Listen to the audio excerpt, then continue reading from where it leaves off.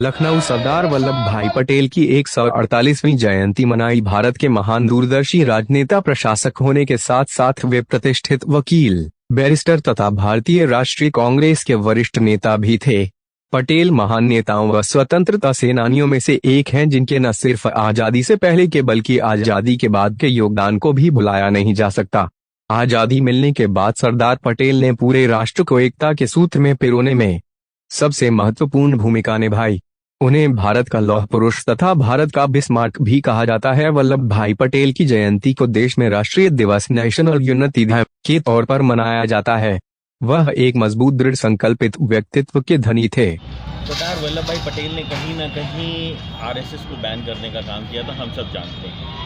आप स्टैचू बनाया आपने, बहुत अच्छी बात है, बहुत अच्छा कार्य किया। कोई भी कार्य होता है, हाँ कोई भी कार्य होता है तो वहाँ के लोगों का विकास होता है, इसमें कोई दो राय नहीं है। परंतु आपने स्टैचू अगर उनके प्रति श्रद्धा रखते हुए बनाया होता तो बहुत अच्छा होता, परंतु आपने राजनीति से प्रेरित होकर आपने कहीं ना कहीं दूसरे दलों को नीचा दिखाने के लिए सरदार वल्लभ भाई पटेल ने अपना जीवन कांग्रेस के लिए दे दिया। सरदार वल्लभ भाई पटेल ने चौधरी चरण सिंह जी के साथ देश को आगे ले जाने का काम किया था, और आज आप स्टैचू बना के उनको समेट देना चाहते हैं, ये कहीं से भी समझ के परे है। देखिए, अगर आपको सरदार वल्लभ भाई पटेल जी के सही श्रद्धांजलि देनी है तो आपको देश को एकता के सूत्र में पिरोना होगा।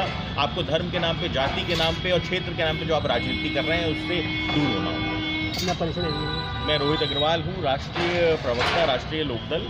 मेरे पास व्यापार प्रकोष्ठ प्रदेश अध्यक्ष का भी कार्यभार है राष्ट्रीय लोकदल। राष्ट्रीय लोकदल महानगर लखनऊ का अध्यक्ष हूँ, और आज सरदार वल्लभ भाई पटेल के इस 148वें जयंती समारोह पर उनको श्रद्धासुमन प्रदान करने हम लोग यहाँ पर आए थे, अर्पित करने।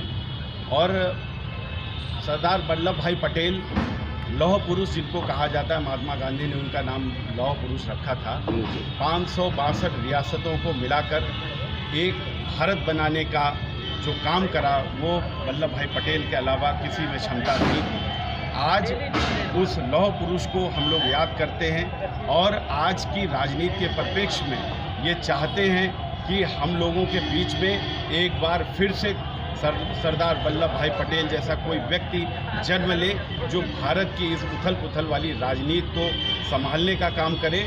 वो काम हमारी राष्ट्रीय लोकदल के हमारे राष्ट्रीय अध्यक्ष माननीय जयंत चौधरी जी कर रहे हैं। उन्होंने भी समरसता अभियान के माध्यम से पूरे समाज को जोड़ने का काम करा है। भाईचारा अभियान जो चलाया है, सारे समाज को जोड़ने का काम करा है। जिस तरीके से सरदार वल्लभ भाई पटेल ने सारी रियासतों को जोड़ने का काम करा था और एकता के धागे में पिरोया था, उसी तरीके से हमारे राष्ट्रीय अध्यक्ष माननीय जयंत चौधरी भी भाईचारा और समरसता अभियान के माध्यम से समाज में फैली हुई खाई को पाटने का काम कर रहे हैं। मैं इस मौके पर पुनः सरदार वल्लभ भाई पटेल के चरणों में अपने श्रद्धासुमन अपनी पूरी टीम के साथ में अर्पित करता हूं, और ये कामना करता हूं कि हमारा भारत विश्व गुरु बने। बहुत सुंदर। जब किसी भी पदाधिकारी का कहीं पे भी मनोनयन करता है तो उसकी कुछ न कुछ योग्यताओं को ज़रूर लिखता है।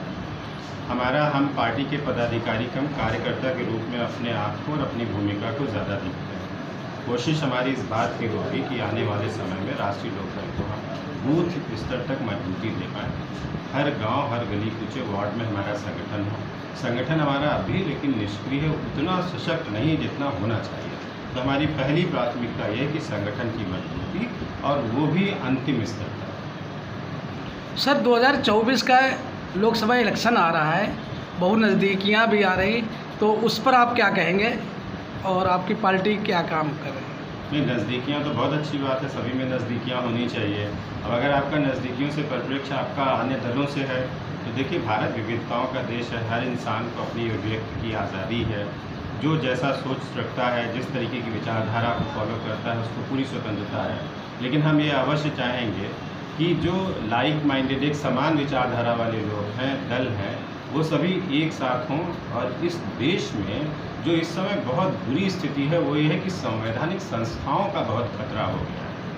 आजकल सीबीआई और ईडी अगर आप देखें तो जिस मूल भावना के